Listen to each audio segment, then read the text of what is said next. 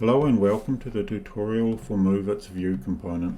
It's one of the more obscure but also very powerful features that comes with MoveIt. So if you're playing a really polished game and you crouch, you don't expect the camera to snap like it does with the default character. You expect a nice smooth transition when you change cameras as well. And the view component is responsible for this. Now it doesn't just handle crouching, it can handle any state your character has or that you add in the future. What you will need is a view component itself.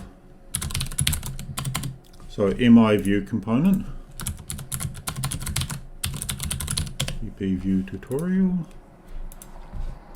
and now I will just duplicate the demo blueprint from MoveIt so that we can get it set up quickly. Call it BP tutorial. Now you'll notice it comes with a view component, but we want to add our BP view tutorial. So I'm just going to go through and replace each reference to this one here.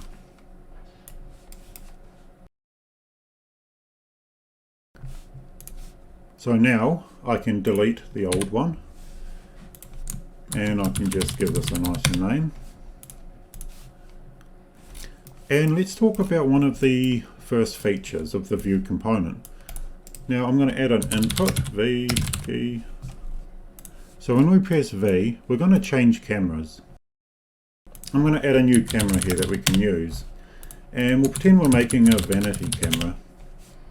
All this is going to do is it's going to get nice and close to him and give us a close-up of his chest and head. And it can have a 60 field of view, which is a lot more realistic. So it'll make him look nice. So we just go set new camera from view component. And we're setting it to this camera we just made.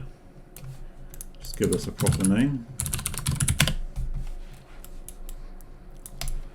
Now, the settings you need to be aware of is, if we make a camera blend settings here, scale time over view distance. So let's say you have no idea where in space your current camera is going to be, and you want it to move at a constant rate. You don't want it to fly across a map just because it's very far away. So this here says, let's say we set it to 1000. And we set the blend time to 1, it means it will take 1 second to move 1000 centimeters. We can ignore the Z distance, or we can just use a specific time. So now if I go play and I hit V, we need to change the character to the tutorial. And if I go play and hit V, we change to this new vanity cam, which isn't really set up well for vanity because we still have the character turning. Now, if I use scale time over view distance, now if I hit V, it's very quick, but if I'm even closer and I hit V, it's way quicker. And you'll also notice there is a very hard transition because it's linear, so if we use sinusoidal, I've made it a little longer as well, hit V, we get that nice smooth transition. So this can be used for any other camera, and it will smoothly transition and it will factor the distance if you choose to do so. So it doesn't really care what camera it is or when it was added or at what point. So you can use this for, let's say you walk into an area and you want to switch to a camera. It just shows a really overhead view of your character walking through, just to have a nice cinematic like transition as you enter a room for some dramatic impact.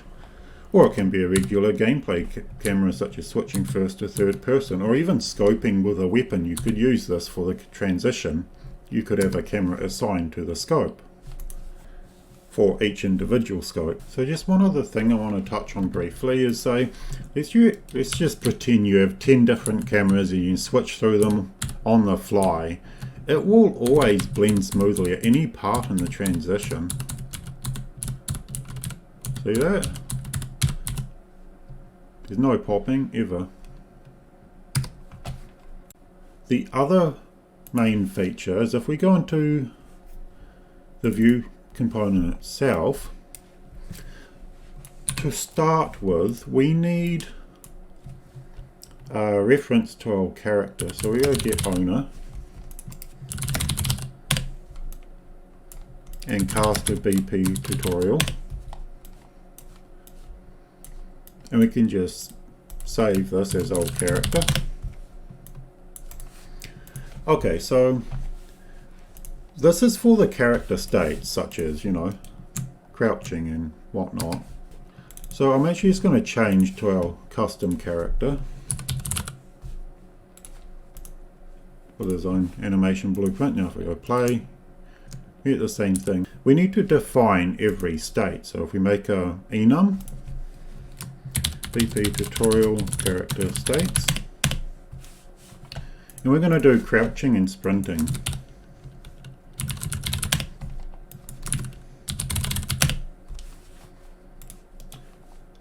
Okay, so whenever the character changes state, and let's pretend we have added a movement mode like floor sliding, we need to tell the view component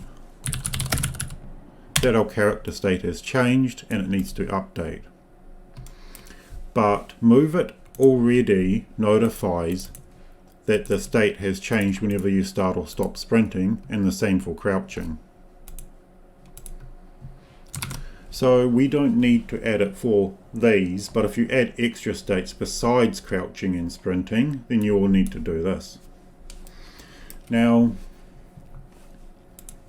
we need to add the functionality to the view component itself. So we have crouch. Let's say it moves the camera down 32 and maybe across 35.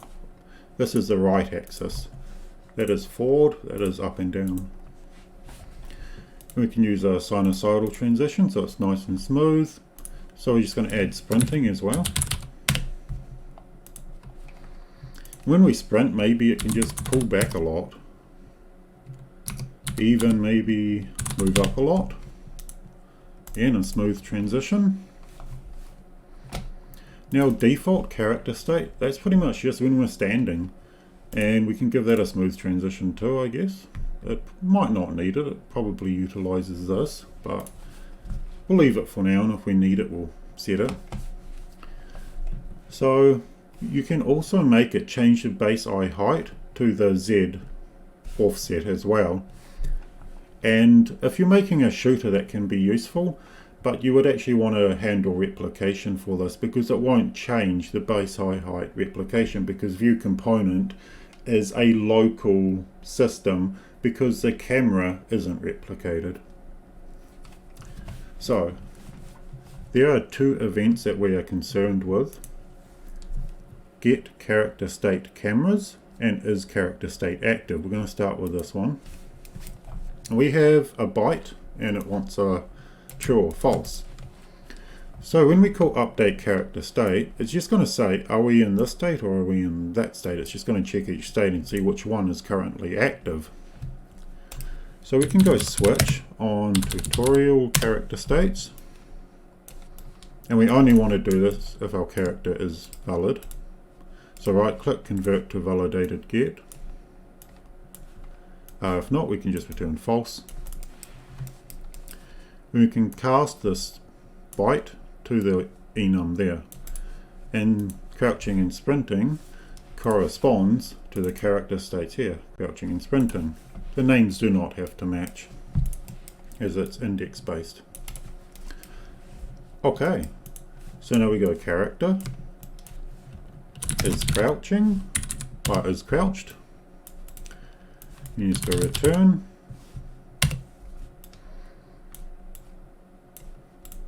We do the same thing for sprinting.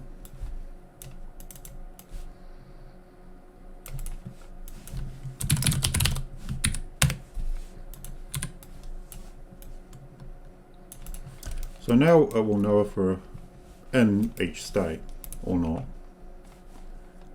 So we can go override, get character state cameras. So what this is it's an array of every camera that actually can be modified by the character state. So let's say our vanity camera We just want to leave it where it is. If he crouches, the camera doesn't move, so we won't add this here. So we go make array. But our gameplay cameras, such as hello camera, we want that to move. And straight right camera, we also want this to move, so we'll just add those. Now if I go play,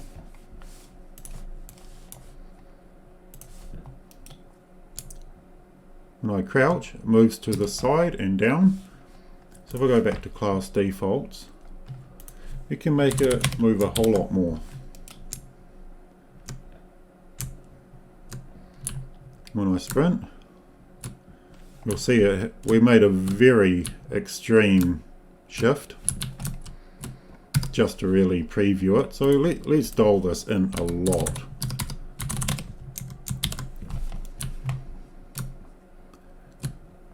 And that's slightly nicer, more reasonable. So you can see you could easily add any of your character states and give them changes for their camera. You don't have to use these offsets. You could say when you start floor sliding, we change to a dedicated floor slide camera, and when we stop, we change back. And you change back by simply saving whatever the previous camera was, whether you're in strafe right or follow, or whatever your game happens to use. So that's how you utilize the view component to add a lot of polish to your game with very minimal effort. Thank you for watching.